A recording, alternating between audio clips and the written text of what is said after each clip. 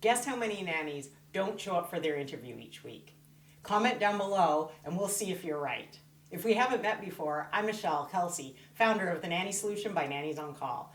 Each week we post new videos to educate and inspire nannies to get better jobs, make more money, and become leaders in the industry. Let's get right into it today because it's a heavy topic. Usually I do my best to keep these videos upbeat and positive, but today is going to be a little bit of a downer. I'm going to try and still make it really educational and show you what happens when you don't show up for an interview and why it's detrimental to your nanny career. Did you put a guess down below of how many nannies you think don't show up each week? Well, let me tell you, I interview about 30 nannies a week, and of those 30 nannies, about 25% do not show up for their interview. That's 7 or 8 nannies a week. And not only that, but they don't call, text, or email to let me know they're not interested in the position anymore. You might be thinking to yourself, well, Michelle, that's probably you. They just don't want to interview with you, or they change your mind, or you're rude. Let me tell you, I have asked myself all of those things. I've wondered if it's me that's the problem. So I went to my peers in the industry. I went to other agencies in Canada, the US, and Australia.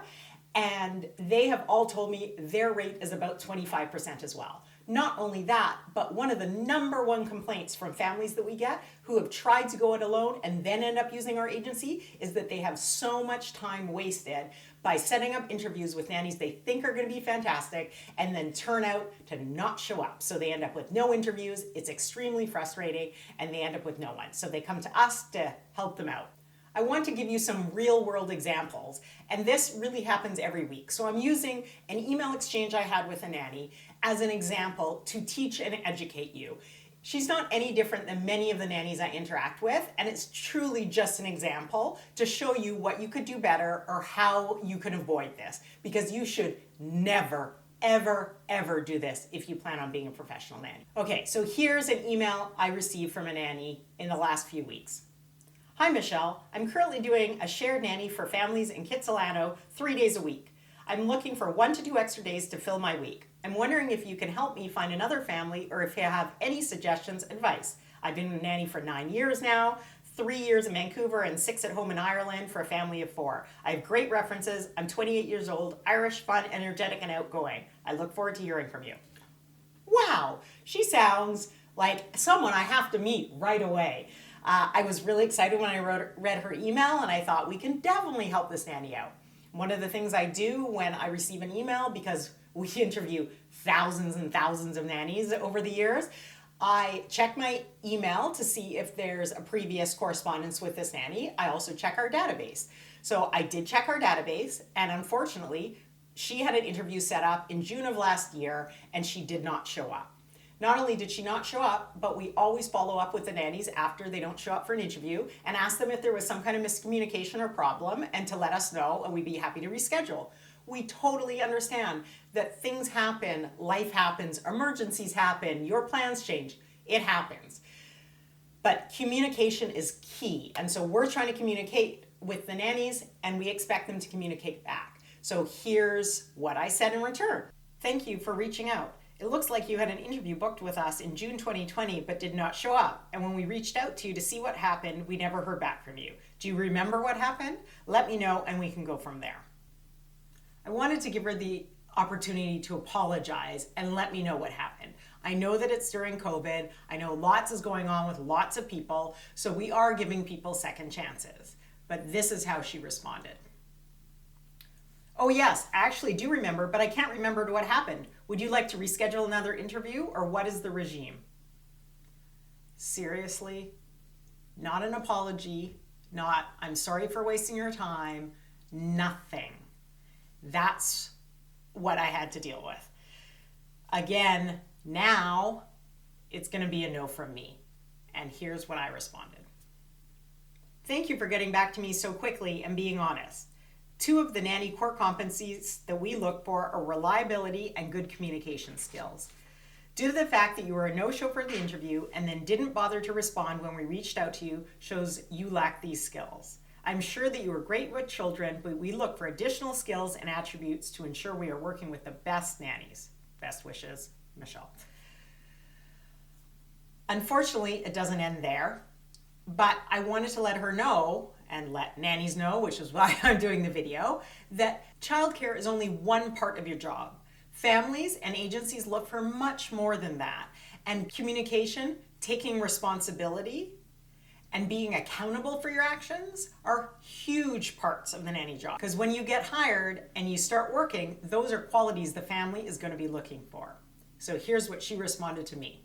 Hi, I was going through a hard time back when ye, let's just assume that's you, reached out to me.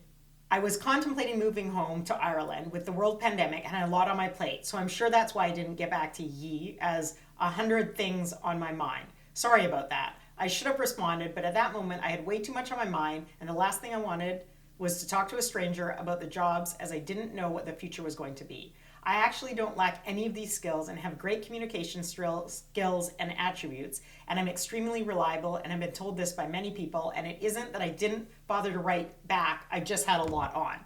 Maybe before thinking the worst in people, maybe think about that some people might have underlying issues on at that time. But thanks anyway for getting back to me and letting me know. Have a great day. Wow, that's a lot. And I just want to stress, this is one nanny. I get lots of emails like this. We're using it as an example to learn, grow, and become more professional. So, where to start? She blows off the sorry. It's just written in there in the middle. I'm sorry about that. There's no, I'm really sorry for wasting your time. Nothing. There's no accountability. She says she had a lot on her plate. Well, guess what? Everyone during COVID has a lot on their plate. You have to think about more than just yourself. I was extremely busy. I was worried about my business too. Everyone in the world had a lot on their plate. And I do understand that. And that's why I asked what happened. And it wasn't until I told her no that she responded with this long explanation about maybe going home, which then I understand. So how can we grow and how can we learn from this example? And what can you do to make sure this doesn't happen to you? First of all, always show up. That's just number one. If you have a meeting booked with someone, interview, nanny agency, family, doctor's appointment, like anything like that, anything you have booked, you show up at the time you booked. That's just number one. If you can't show up, you've had a change of plans, you don't want to show up anymore, you send an email, text, or phone call to let them know you won't be coming. You don't even have to give an excuse. It can be as basic as, hi, I have an interview with you tomorrow at noon and I'm not able to make it anymore. Thanks, bye. Like, it can be that easy. If you do want to give a reason, you can say something like, I have an interview set up with you at noon tomorrow. I need to cancel it as I found a job on my own. Thanks for your time, and if I need help in the future, I'll reach out again. Something basic like that.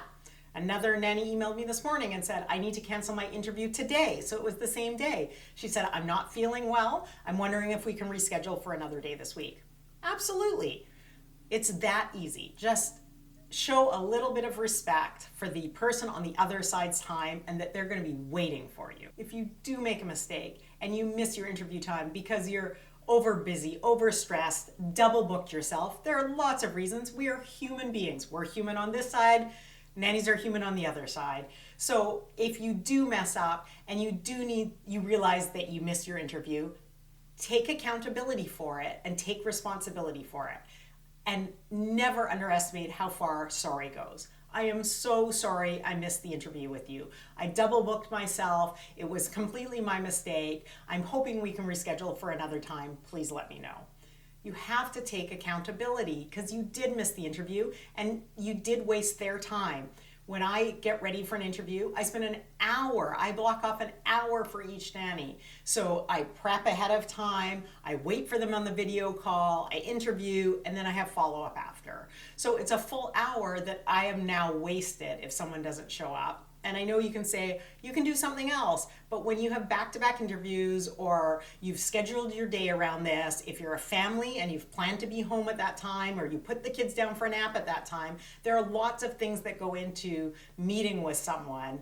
And if they just don't show up and don't show you the respect, it's very difficult to move past that. Just remember, sorry goes a really long way. I may be old school here, but letting someone know that you can't make the meeting is just basic kindness and respect. You cannot be a professional nanny and not show up for the interviews you've booked. Show the family and agency how professional you are by letting them know you are no longer available for the time you booked by calling, emailing, or texting them. I'd love to know what you think. Comment down below if you think I'm too harsh, should give more second chances, the nanny was out of line, whatever you think, I'd love to hear it. And if you're looking for a bit of a lighter video, check out one of these. This was a heavy one, and I will see you all next Saturday.